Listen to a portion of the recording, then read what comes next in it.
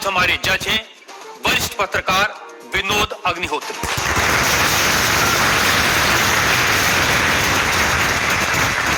इससे पहले कि मुकदमा शुरू करें, इल्जामात सवालात का सिलसिला शुरू करें, आज के जज विनोद अग्निहोत्री की इजाजत चाहेंगे आज की कार्रवाई शुरू करने के लिए। इजाजत है मुकदमा शुरू करने की। और इससे पहले कि पहला इल्जाम लगे शास्त्री जी पर, एक नजर डालते हैं शास्त्री जी के लाइफ पर। आजकल पूरे देश में बागेश्वर धाम के प्रमुख धीरेंद्र कृष्ण शास्त्री की बहुत चर्चा है। कोई उन्हें चमत्कारी कहता है, कोई उन्हें अंतर्यामी कहता है, कुछ लोग उन्हें पाखंडी कहते हैं, लेकिन धीरेंद्र कृष्ण शास्त्री खुद को पक्का सनातनी बताते हैं। अब हिंदू एक हो जाओ, सनातनी एक हो जाओ, यही हम चिल्ला रहे हैं कब से। शक्ति का प्रभाव दिखाना यही हमारा उद्देश्य है। धीरेंद्र कृष्ण शास्त्री का दावा है कि उनके ऊपर बजरंगबली की विशेष कृपा है। वो भक्तों का दुख दर्द सिर्फ अपने इष्ट तक पहुंचाते हैं। क्योंकि भक्तों पर कृपा बरस रही है, इसलिए धीरेंद्र कृष्ण शास्त्री का प्रताप भी बढ़ रहा है। उनके भक्तों की संख्या अब लाखों में है। धीरेंद्र कृष्ण शास्त्री सिर्फ 26 साल के हैं। साल 2 साल में ही बागेश्वर धाम के पीठाधीश्वर के रूप में वे विख्यात हो गए। अब बड़े बड़े मंत्री और अफसर भी उनके दरबार में हाजिरी लगाते हैं। धीरेंद्र कृष्ण शास्त्री सबसे पहले नजरों में आए जब संस्कार टीवी पर भागवत कथा दिखाई जाने लगी। फिर वो चमत्कार भी दिखाने लगे। 21वीं सदी के इस कथावाचक के वीडियो आजकल हर मोबाइल में है। बाबा इंस्टाग्राम से लेकर फेसबुक तक हर जगह छा चुके हैं। जैसे जैसे धीरेंद्र कृष्ण शास्त्री की लोकप्रियता बढ़ी तो विवाद भी सामने आ गए। धीरेंद्र कृष्ण शास्त्री का दावा है कि वो कोई पैसा नहीं लेते। जो उनके दरबार में आना चाहता है उसे सिर्फ हनुमान जी के यहाँ नारियल बांधकर अर्जी लगानी पड़ती है। धीरेंद्र कृष्ण शास्त्री एक अच्छे वक्ता हैं। अब उनका संकल्प है कि वो सनातन धर्म को घर घर पहुंचाएंगे और भारत को हिंदू राष्ट्र घोषित करवाएंगे। आपकी अदालत में धीरेंद्र कृष्ण शास्त्री अपना मुकदमा खुद लड़ेंगे। शुरू करते हैं आज मुकदमा। आपकी अदालत में पहला इल्जाम धीरेंद्र कृष्ण शास्त्री पर।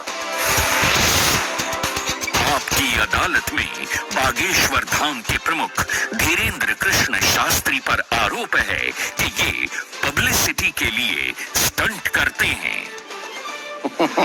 शास्त्री जी, बहुत सारे लोगों ने मुझे कहा कि आपको आपकी अदालत में बुलाएं। सोशल मीडिया पर आपकी मैंने देखा बहुत लंबी चौड़ी फैन फॉलोइंग है, 40 लाख लोग आपको फॉलो करते हैं। बहुत सारे वीडियोस मुझे लोगों ने भेजे। आप सड़क पर निकलते हैं तो चारों तरफ भीड़ लग जाती है। तो एक वीडियो मैं जनता को दिखाना चाहता हूं जो आपके लोगों ने मुझे भेजा है।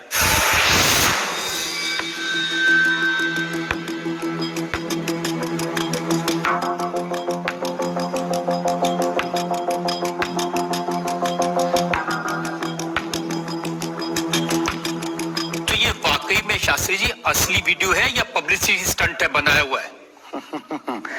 लोगों की अपनी अपनी भावनाएं होती हैं, अपनी दृष्टि से देखने की। ये वास्तविकता एक जगह की नहीं है। जहां जहां बागेश्वर बालाजी का दरबार लगता, जहां जहां बागेश्वर बालाजी की कृपा से दास कथा करने जाता, ये तो कम है, कैमरे में कम आया है और ज्यादा है।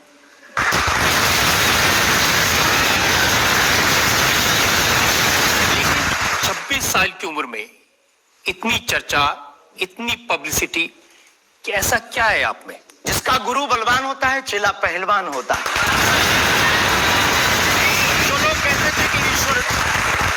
जो लोग कहते थे ईश्वर नहीं होते या भगवान नहीं होते, हमारी दृष्टि में इस छोटे से गांव से, गढ़ा गांव मध्य प्रदेश के बुंदेलखंड में एक छोटा गांव गढ़ा है। गढ़ा में रहने वाला एक छोटे परिवार का बालक धीरेंद्र कृष्ण अगर यहां तक पहुंच सकता है बालाजी की कृपा से, तो भारत का प्रत्येक व्यक्ति भगवत कृपा से कहीं भी पहुंच सकता है। आपने ये भी बताया कि यहां तक कैसे पहुंच गए हैं। ये जो लोग हैं, जो फॉलो करते हैं, जो आपके बारे में इतनी बातें करते हैं, ये क्यों करते हैं? क्या है आप में?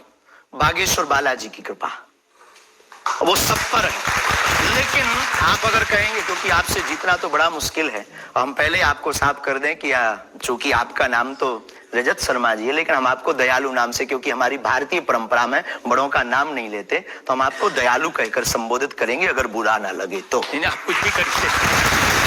वैसे हम आपके यहाँ आज मेहमान हैं, तो ये हमारा अधिकार भी है।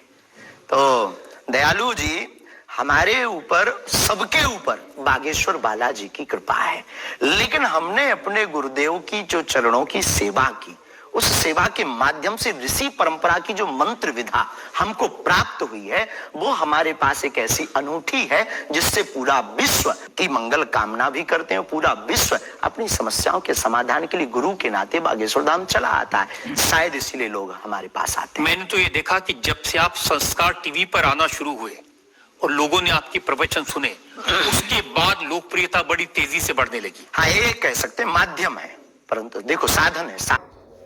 से लग रहा, हमारे दादा गुरु जी भी लगाते थे, हम भी 11 साल से लगा रहे। नजर आपकी आज पड़ी अब इसमें, और हमें ये लगता है कि इसमें ये हमारी गलती नहीं है, देखने वाले की गलती। बड़ी देर से देखा है हमें, हम तो पहले से ही गुरु कृपा से चमकदार थे। मुझे तो लग रहा है बहुत जल्दी देख लिया आपको, भी तो आपकी उम्र ही कुछ नहीं है। हम उस परंपरा से हैं, जब 5 वर्ष की अवस्था में ध्रुव जी लीला कर सकते हैं, प्रहलाद जी लीला कर सकते हैं, तो हम 26 साल में क्यों नहीं लीला कर सकते? तो आपने क्या क्या लीलाएं की हैं?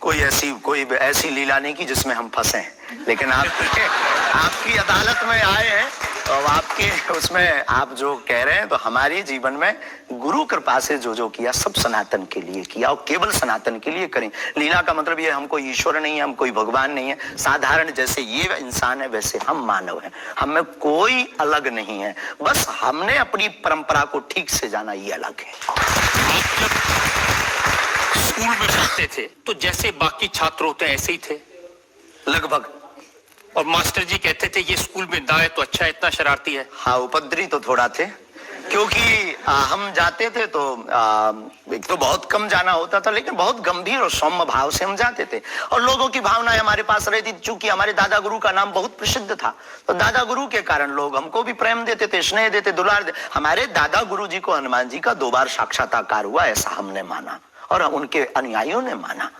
तो हम जब स्कूल में जाते थे, तो बचपन से ही बड़ी कृपा थी, तो लोग बच्चे हमारे पास आते थे, सब क्लासें एक साथ हो जाती थी, 9वीं 10वीं 8वीं सब एक हो जाती थी, जिसमें हम बैठते थे। अच्छा महाराज जी बताइए हमारी कितनी परसेंटेज बन रही है? तो हम, वो बचपना, उस वक्त ऐसा भाव रहता था दिखाने का। अब तो बहुत गंभीर हो गए, लोगों ने कह करके हमें बड़ा गंभीर बना दिया, तो वो भाव रहता, अच्छा ठीक है तेरी प्यारे 56% बन रही, और मेहनत कर 60 हो जाएगी। तो हनुमान जी बताते थे कितनी परसेंटेज? गुरु प्रेरणा हमसे कोई शक्ति बात नहीं करती है, कोई सामने नहीं हमारे पास बैठती है, हमें तो अनुभव होता है, प्रेरणा होती है, जो ऋषि परंपरा में प्रेरणा है। जो हमारे भारत में अनेकानेक महापुरुष, तो हमको प्रेरणा लगती है, ऐसा अनुभव होता है कि ऐसा होगा, जैसे हमें प्रेरणा लग जाती है कि ऐसा होगा, वो हम लिख देते हैं, और इष्ट कृपा से और अपने इष्ट के प्रति आस्था से वो बात सत्य निकलती है। जीवन भी बड़ा अभाव से गुजरा। एक छोटी झोपड़ी रहती थी, वो भी झोपड़ी, कच्ची झोपड़ी, उसमें पिताजी रहते थे, हमारी माँ, हमसे छोटी बहन और उससे छोटा भाई, 5 लोग उसमें रहते थे। उसी में भगवान को स्थान था। दादा गुरुजी निर्मोही अखाड़ा से साधु थे, तो उन्हें परिवार से ज्यादा मतलब नहीं था, तो बड़ा अभाव में गुजरा हमारा जीवन, बहुत विचित्र स्थितियों में गुजरा। लेकिन अभाव ने प्रभाव की महिमा बताई, और आज प्रभाव ने हमें अभाव की महिमा बताई। तो आप कह रहे कि जब छात्र थे तो साधारण छात्र थे, जैसे बाकी बच्चे होते हैं, वैसे आज घर परिवार वैसा था जैसे बाकी लोगों का होता है। कोई नई बात नहीं, कोई ऐसा, हम कोई ईश्वर नहीं है, हम संसार से कोई अलग से ब्रह्मा जी की फैक्ट्री से सेट नहीं भाई।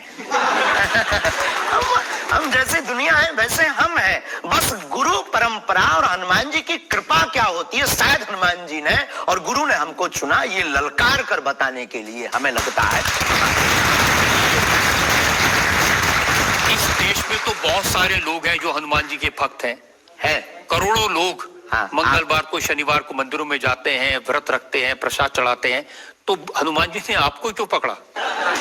कुछ ज्यादा ही घनिष्ठता होगी हमारी, उनको ज्यादा मोहब्बत हम पर आई होगी। लेकिन इस करोड़ों लोगों में हनुमान जी के लाखों भक्त हैं, उन्होंने अपने लिए मांगा और हमने पूरी विश्व के लिए मांगा।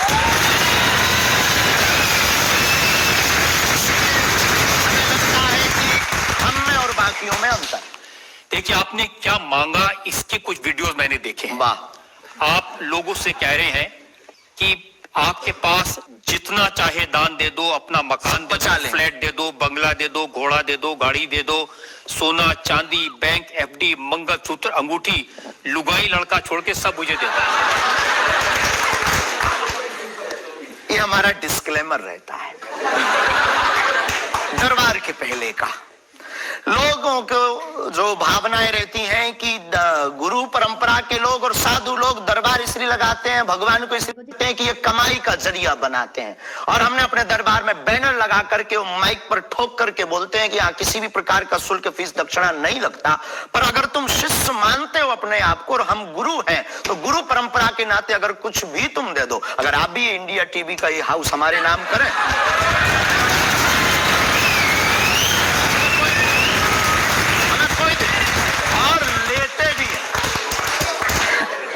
लेना बुरा नहीं है, उपयोगिता बुरी है। लेकर के उसका सदुपयोग करते या दुरुपयोग करते। हम लेते हैं, कोई अगर देता है तो स्वीकार करते गुरु के नाते। हम उस परंपरा से हैं जहां अंगूठा तक दान गुरु को दे दिया जाता है, हम भी लेते हैं। कितना कमा लेते हैं?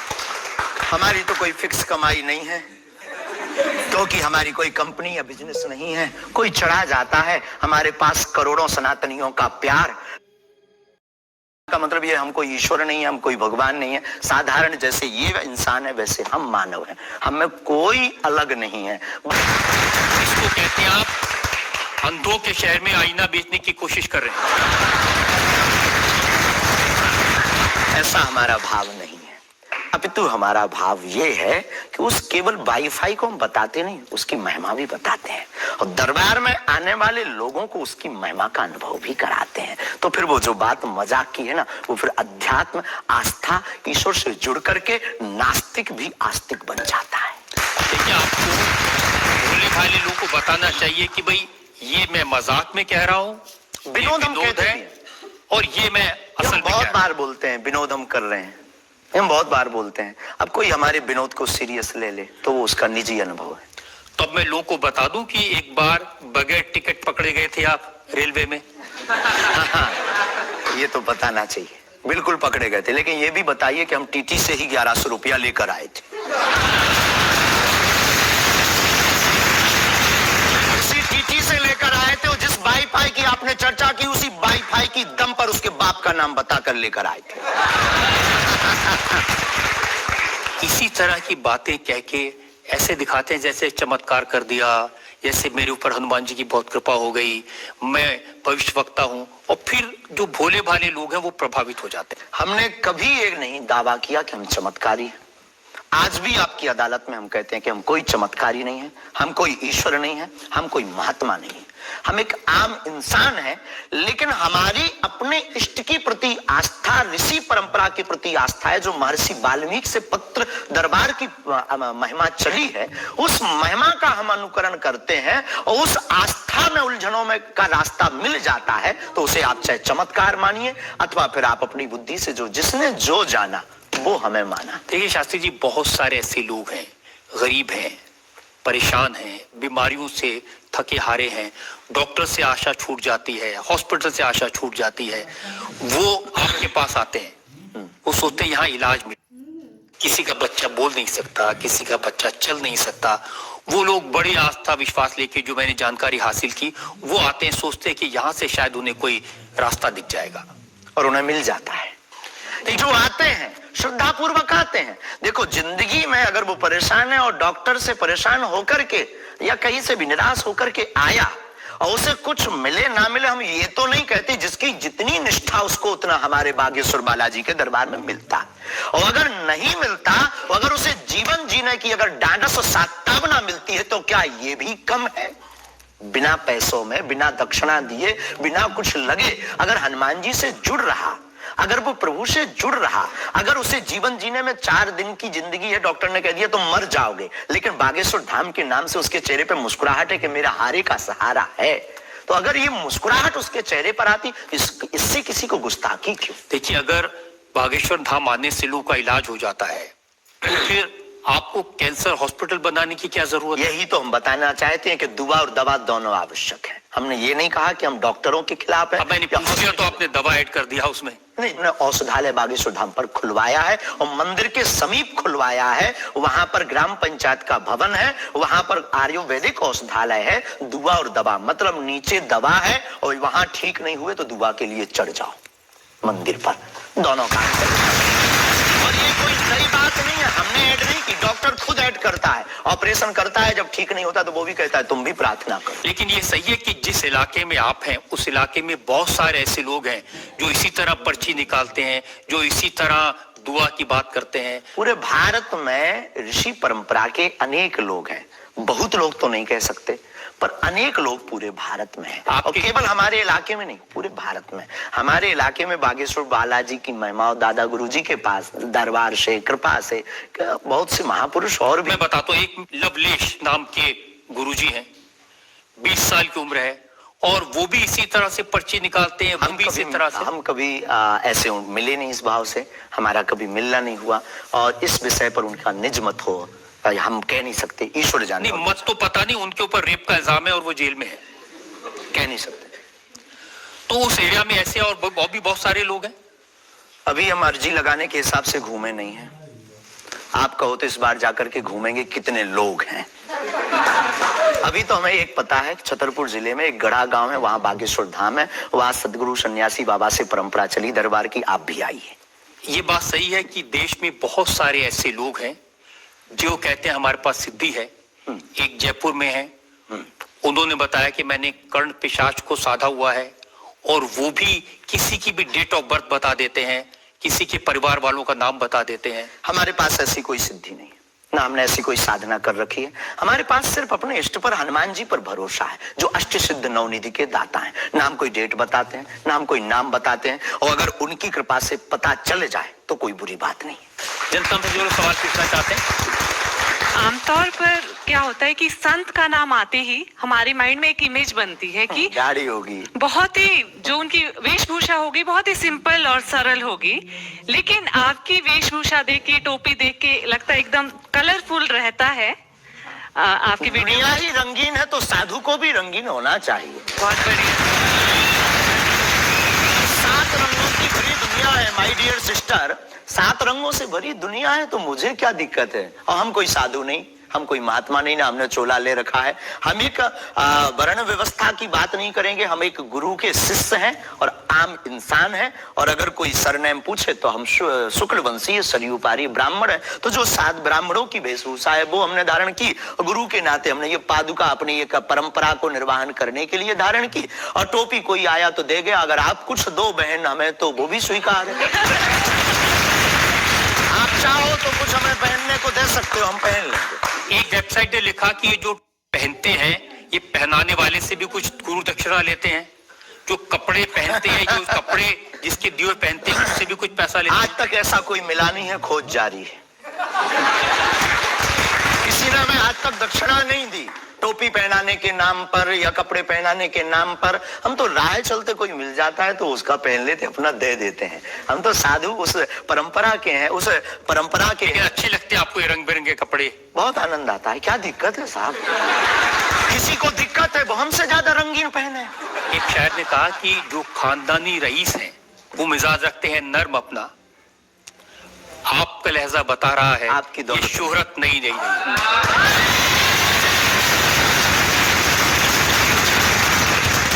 लोगों को लगता है, हमें लगता है कि हमारे जीवन में न हमें धन प्रिय है, मान प्रिय है, हमें हनुमान प्रिय है। और हमने जब से जन्म लिया तब से हम धनवान है, क्योंकि हमारे हनुमान है। और दुनिया का प्रत्येक हनुमान भक्त धनवान है जिसके जीवन में हनुमान है। वो निर्धन है इस दुनिया में जिसके जीवन में भगवान नहीं, वो निर्धन है। और अगर बाप हनुमान हो और धनवान हनुमान हो और उनका भक्त अगर रंगीन ना हो, पीला लाल ना हो, जब हनुमान जी लाल देह लालीन से हो सकता तो लाल पगड़ी क्यों नहीं हो सकती? ये मुझे पता पता चल गया है कि आप इसी तरह की डायलॉग बाजी करके ही इतने पॉपुलर हुए हैं। आपकी अदालत में अगला हिस्सा। आपकी अदालत में बागेश्वर धाम के प्रमुख धीरेन्द्र कृष्ण शास्त्री पर इल्जाम है कि ये असभ्य भाषा का प्रयोग करते हैं। शास्त्री जी, कुछ लोग आपको पीठाधीश्वर मानते हैं, कुछ लोग गुरु मानते हैं, लोग महाराज कहते हैं, बड़ा आदर करते हैं, कोई संत कहता है, लेकिन आप जिस भाषा का प्रयोग करते हैं वो इस गरिमा के अनुकूल नहीं लगती कई बार। जैसे आपने एक पत्रकार को कहा कि तुझे नंगा कर दूंगा, ये साधु की भाषा तो नहीं हो सकती, ये संत की भाषा तो नहीं हो सकती। ब्राह्मण समाज पर कमेंट करने वाले एक व्यक्ति को आपने कहा मूर्ख, ठठेरी के बरे, नकट्टा। तो ये ठठेरी क्या? ये कोई हम जातिवादी नहीं है, पहली बात तुम ये क्लियर कर। नहीं, ये ठठेरी क्या होता है? ये हमारे बुंदेलखंड का एक भावनात्मक शब्द है, ठठरी।